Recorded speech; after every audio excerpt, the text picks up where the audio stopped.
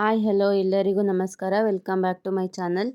ಶುಕ್ರವಾರ ಮಧ್ಯಾಹ್ನದಿಂದ ವ್ಲಾಗ್ ಶುರು ಮಾಡ್ತಾ ಇದ್ದೀನಿ. ಇಲ್ಲಿ ಬೆಳಗ್ಗೆನೇ ಪೂಜೆ ಮಾಡ್ಕೊಂಡಿರಲಿಲ್ಲ, ಸಂಜೆ ಮಾಡ್ಕೊಳ್ಳೋಣ ಅಂತ ಹೇಳ್ಬಿಟ್ಟು ಇಲ್ಲಿ ನೆಲ ಒರೆಸೋದಕ್ಕೆ ನೋಡ್ತಾ ಇರ್ಬೋದು. ಇಲ್ಲಿ ಒಂದು ಬಕೆಟ್ಗೆ ಸ್ವಲ್ಪ ಅರಿಶಿನ ಮತ್ತು ಉಪ್ಪು ಹಾಕ್ಬಿಟ್ಟು ಸ್ವಲ್ಪ ಪೆನೈಲ್ ಹಾಕ್ಕೊತಾ ಇದ್ದೀನಿ.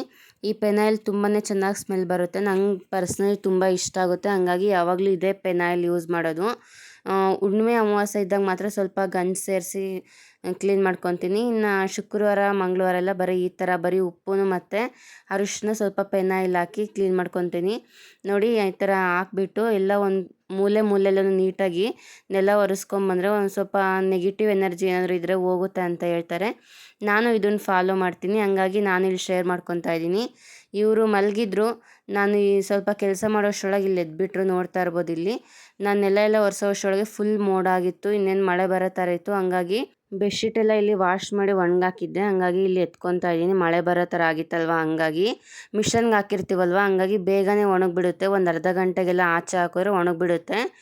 ಅದರಲ್ಲೇ ಒಂದು 70% ಡ್ರೈ ಆಗಿರುತ್ತೆ, ಇನ್ನೊಂದು 30% ಸ್ವಲ್ಪ ತಣ್ಣಗಿರುತ್ತೆ ಅಂತ ಒಣಗಾಕಿದ್ದೆ. ನೋಡಿ ಇಲ್ಲಿ ತಂದು ಇಲ್ಲಿ ಹಾಕಿದ್ದೀನಿ. ಸ್ನಾನ ಮಾಡ್ಕೊಂಬಂದು ನೆಕ್ಸ್ಟ್ ಇವಾಗ ಇಲ್ಲಿ ಪೂಜೆಗೆ ರೆಡಿ ಮಾಡ್ಕೊಬೇಕು. ಇದು ಗುರುವಾರ ಪೂಜೆ ಮಾಡಿದ್ದು ಹಂಗೆ ಇತ್ತು, ಏನೂ ಕ್ಲೀನ್ ಮಾಡಿರಲಿಲ್ಲ. ಹಂಗಾಗಿ ಇಲ್ಲಿ ಸ್ನಾನ ಮಾಡ್ಕೊಂಬಂದು ನೀಟಾಗೆಲ್ಲ ಕ್ಲೀನ್ ಮಾಡ್ಕೊತಾ ಇದ್ದೀನಿ. ಫಸ್ಟ್ ಕೆಳಗಡೆ ಎಲ್ಲ ಕ್ಲೀನ್ ಮಾಡಿಬಿಟ್ಟು ನೆಕ್ಸ್ಟ್ ಇವಾಗ ಇಲ್ಲಿ ಫೋಟೋ ಮುಂದೆ ಎಲ್ಲ ಕ್ಲೀನ್ ಮಾಡ್ಕೊತಾ ಇದ್ದೀನಿ. ಇದು ಅಕ್ಷತೆ ಎಲ್ಲ ಹಾಕಿರ್ತೀವಲ್ವ, ಹಂಗಾಗಿ ಯಾರೂ ತುಳಿಬಾರ್ದು. ಹಂಗಾಗಿ ನೀಟಾಗಿ ಗಿಡ ಇರ್ತಾವಲ್ಲ, ಗಿಡದ ಹತ್ರ ಎಲ್ಲಾದರೂ ಯಾರೂ ತುಳಿದೇ ಇರೋಂಥ ಜಾಗಕ್ಕೆ ಹಾಕಬೇಕು. ನಾನಿಲ್ಲೊಂದು ಕವರ್ಗೆ ಹಾಕ್ಬಿಟ್ಟು ಇಲ್ಲಿ ಪಕ್ಕದಲ್ಲಿ ಜಾಸ್ತಿ ಗಿಡಗಳಿದ್ದಾವೆ, ಅಲ್ಲಿ ಹಾಕ್ತೀನಿ. ನೋಡ್ತಾ ಇರ್ಬೋದು ಇಲ್ಲಿ ಪೂಜೆಗೆಲ್ಲ ರೆಡಿ ಮಾಡ್ಕೊಂಡು ಸಿಂಪಲಾಗಿ ಒಂದೊಂದು ಹೂ ಇಟ್ಟು ಪೂಜೆ ಮಾಡ್ಕೊತಾ ಇದ್ದೀನಿ ಇವತ್ತು.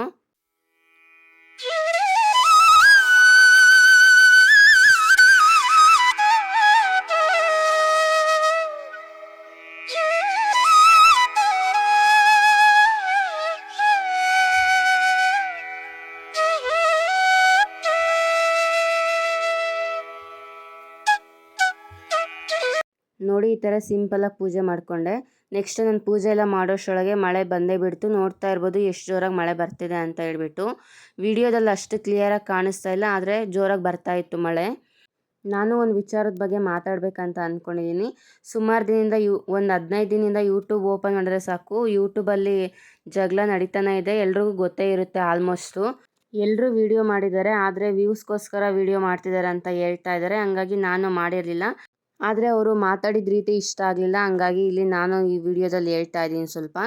ಅವರು ಯೂಟ್ಯೂಬರೇ, ಸೀರೆ ಬಿಸ್ನೆಸ್ ಮಾಡ್ತಾರೆ. ಹಂಗಾಗಿ ಇನ್ನೊಬ್ಬರು ಯೂಟ್ಯೂಬರು ಅವ್ರ ಹತ್ರ ಸೀರೆ ತಗೊಂಡಿದ್ರಲ್ವ, ಆಲ್ಮೋಸ್ಟ್ ಈ ವಿಷಯ ಎಲ್ಲರಿಗೂ ಗೊತ್ತಿರುತ್ತೆ. ಯೂಟ್ಯೂಬಲ್ಲಿ ಇವಾಗ ಫುಲ್ ಯೂಟ್ಯೂಬ್ ಓಪನ್ ಮಾಡಿದ್ರೆ ಸಾಕು ಇದೇ ವೀಡಿಯೋಸ್ ಬರ್ತಾ ಇದೆ. ಅದರಿಂದ ಸ್ವಲ್ಪ ಜಗಳ ಆಗಿತ್ತಲ್ವ. ಒಂದು ಸೀರೆಯಿಂದ ಜಗಳ ಆಗಿರೋದು, ಅದು ಅಷ್ಟಕ್ಕೇ ಸುಮ್ಮನೆ ಆಗಿಲ್ಲ. ಆದರೆ ಅವ್ರ ಫ್ಯಾಮಿಲಿ ಬಗ್ಗೆ ಎಲ್ಲ ತುಂಬ ಚೀಪಾಗಿ ಮಾತಾಡಿದ್ದಾರೆ. ಮತ್ತು ಚಿಕ್ಕ ಯೂಟ್ಯೂಬರ್ ಅಂತ ಎಲ್ಲ ಮಾತಾಡಿದ್ದಾರೆ.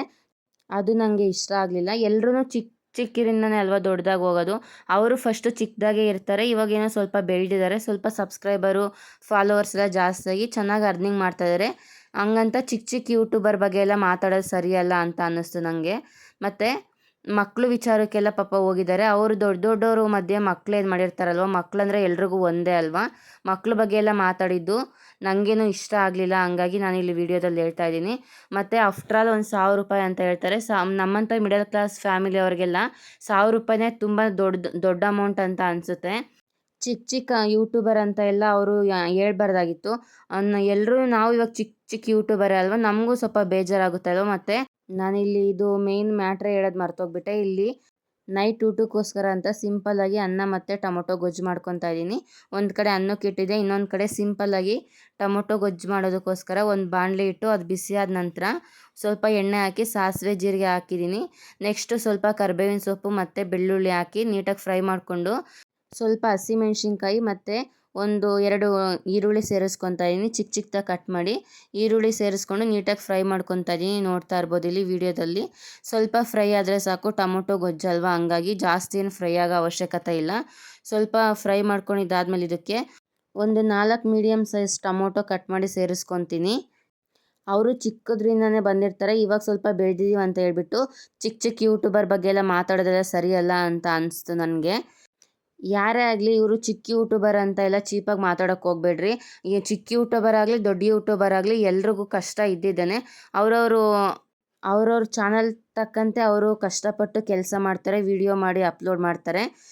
ನೆಕ್ಸ್ಟ್ ಇವಾಗ ಇಲ್ಲಿ ಒಂದು 4 ಟೊಮೊಟೊ ಮೀಡಿಯಮ್ ಸೈಜ್ ಟೊಮೊಟೊನ ಚಿಕ್ಕ ಚಿಕ್ಕದಾಗಿ ಕಟ್ ಮಾಡಿ ಇಲ್ಲಿ ಸೇರಿಸ್ಕೊಂಡು ನೀಟಾಗಿ ಮಿಕ್ಸ್ ಮಾಡ್ಕೊತಾ ಇದೀನಿ. ನೋಡ್ತಾ ಇರ್ಬೋದು ಇಲ್ಲಿ ಟೊಮೊಟೊ ಗೊಜ್ಜಿಗೆ.